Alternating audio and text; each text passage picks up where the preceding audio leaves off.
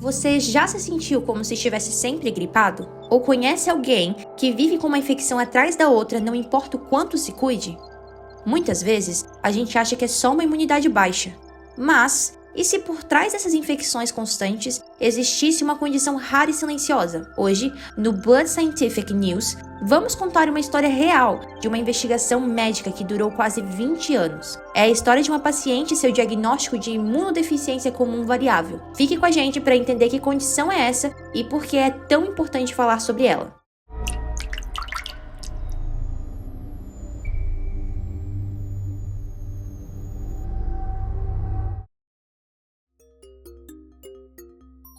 Nossa história começa com uma menina desde os 9 meses de idade. Ela sofria com infecções respiratórias muito frequentes, amidalite, infecções no pulmões. Ela precisou ser internada várias vezes durante a infância. Aos 10 anos, por causa de tantas infecções, os médicos descobriram que ela havia desenvolvido bronquiectasias, que são dilatações permanentes nos brônquios, como se fossem cicatrizes nos pulmões. Essa situação levantou um grande alerta na equipe médica. Uma criança com infecção tão grave e repetitivas não era normal. Era preciso descobrir a causa da raiz do problema. Então, os médicos começaram um verdadeiro trabalho de detetive. Eles pensaram em algumas doenças conhecidas por causar problemas respiratórios crônicos, como, por exemplo, fibrose cística. Eles fizeram um teste de suor para dosar cloro, que é o principal exame para essa doença, e o resultado foi normal. A hipótese foi descartada. Em segundo lugar, a deficiência de alfa-1 antitripsina. É uma condição genética que afeta os pulmões. O exame de alfa-1 antitripsina sérica apresentou o resultado normal, mais uma doença descartada. Em terceiro lugar, síndrome dos cílios imóveis, uma doença rara e genética, onde os cílios, que são estruturas minúsculas, parecidas com pelos, que revestem nossas vias respiratórias, como nariz e brônquios, não se movem corretamente. Além disso, em 50% dos casos, essa síndrome está associada a uma condição chamada citos inversos, onde os órgãos internos ficam em uma posição espelhada. A paciente do estudo não tinha essa característica, mas o quadro da paciente apontava para outra direção, principalmente por causa de algumas alterações nos seus exames de sangue. As pistas estavam apontando para o sistema de defesa do corpo, o sistema imunológico. Pense no seu sistema imunológico como um exército que protege o seu corpo.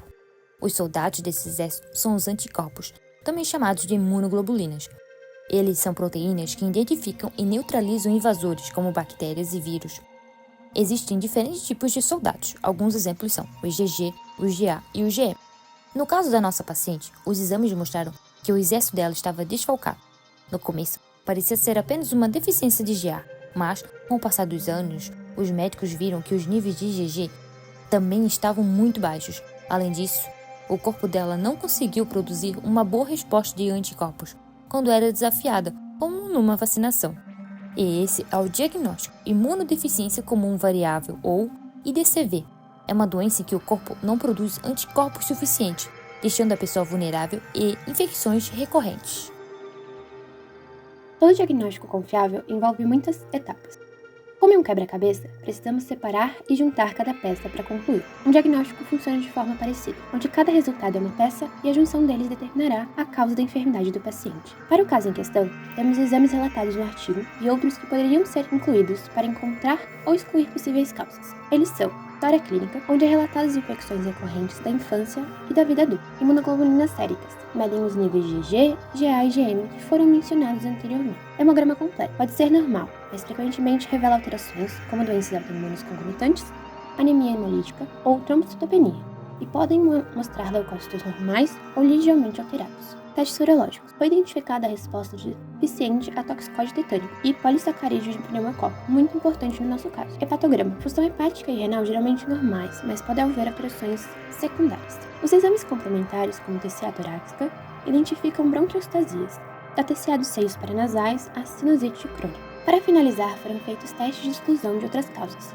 São eles: deficiência de alfa-1 antitripsina, fibrose cística e síndrome dos cílios imóveis, mencionados no início do vídeo. Uma curiosidade: a realização de exames de hemoterapia em caso de IDCV não é uma prática comum, mas ocorre em circunstância de anemia severa, durante transfusões, em caso de complicações cirúrgicas ou autoimunes. E felizmente, existe tratamento. A paciente começou a receber regularmente a reposição dos soldados que faltavam no seu exército. Isso é feito com a administração de imunoglobulina na veia.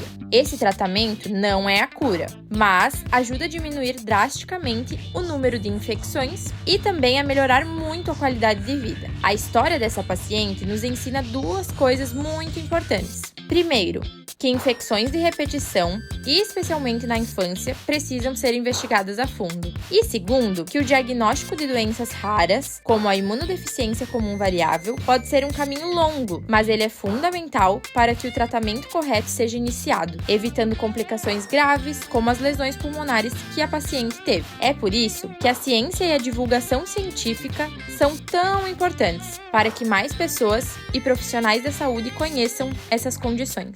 Esse caso foi apresentado em um artigo científico pelos pesquisadores Alexandra Lopes e Fernando Baral, e nos ajuda a entender na prática o desafio do diagnóstico. E aí, gostou de aprender sobre esse tema? Se esse vídeo te ajudou, não se esqueça de curtir, se inscrever no canal e compartilhar com quem possa se interessar. Se tiver alguma dúvida, deixe aqui nos comentários.